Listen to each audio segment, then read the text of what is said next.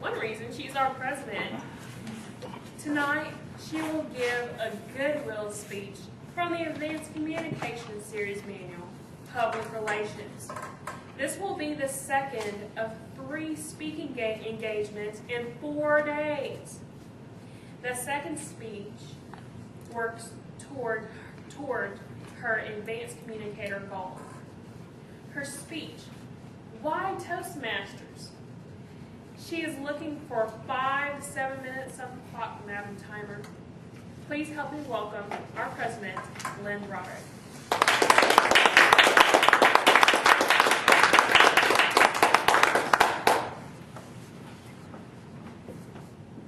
In the 1920s, Toastmasters was started. Why was there a need for Toastmasters? Each one of you came here for a different reason. Each one of you had something they wanted to overcome, like Rich's Dragons. And Toastmasters seemed to fit that bill. In the 1920s, there was a young man. His name was Albert Frederick Arthur George. Saxe-Coburg Gothia was his last name. It was later changed to Windsor. He stuttered. He was terrified to get up in front of people. And he had to do it on a regular basis. He had to represent his family and his father, and he had to go throughout the country and speak. And there was a new invention at that time. It was called radio. And he had to speak on radio.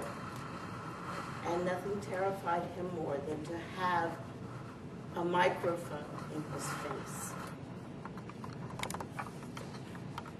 When his wife went to his final teacher, his final mentor,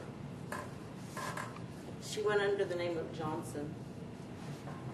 And he thought that she was the one that was coming for help.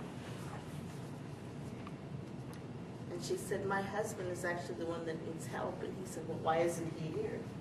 Well, he's afraid to come. Well, I can't help him if he won't come. He has to speak for his family business. But he stutters. I would suggest he get another job. But he can't.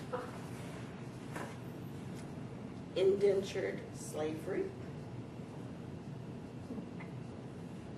Sort of. Well, none of us are indentured slaves. But some of us do have to speak for our business. We have to speak at church. We have to speak for clubs. We have to get up and speak on different occasions. So why do people come to Toastmasters? And why is it important? If you're like me, you came because you were terrified to get up and speak. I was a voice major in college. I could sing in front of people, but I couldn't speak. The words were already there. All I had to do was memorize them. But if I had to say anything and think off the top of my head, my knees would start shaking, and I would start stuttering, and the words wouldn't come to my mind.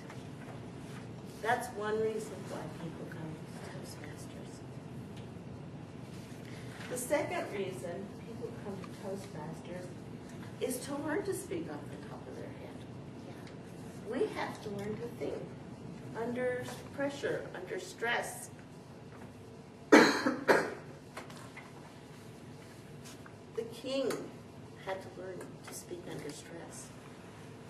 He didn't know he was going to be king. When he was born, he was 4th in line to the throne. His older brother was supposed to be king, but his older brother gave up the throne to marry a twice divorced woman. and left the kingdom to his poor stuttering brother, whom he liked to tease because he stuttered.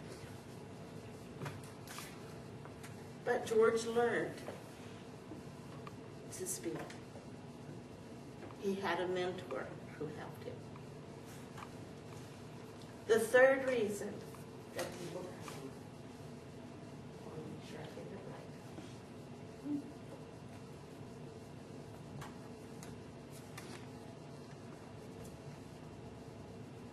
right, is to learn to communicate more clearly.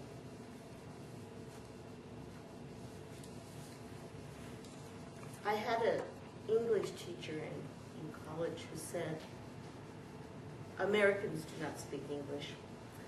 She was British. She said, I've taught in Australia and the United States, and neither one of them speak English. I'm from California. If I don't speak correct English, it's one thing, but when I moved to Oklahoma, I really didn't speak Oklahoma English. We have to learn to speak correctly. People don't want to listen to us if we sound like we don't know what we're talking about. If we can't put a verb and a subject together and have them agree, then people wonder about us. Everything, whether you're in front of a camera or on the radio or just speaking in front of a group, is judged by how you appear. And they do judge you by how you appear. So why Toastmasters? Because we want to appear the very best that we can. Not all of us will be public speakers. Not all of us will go on and be paid to talk to people. But we can do the best that we can.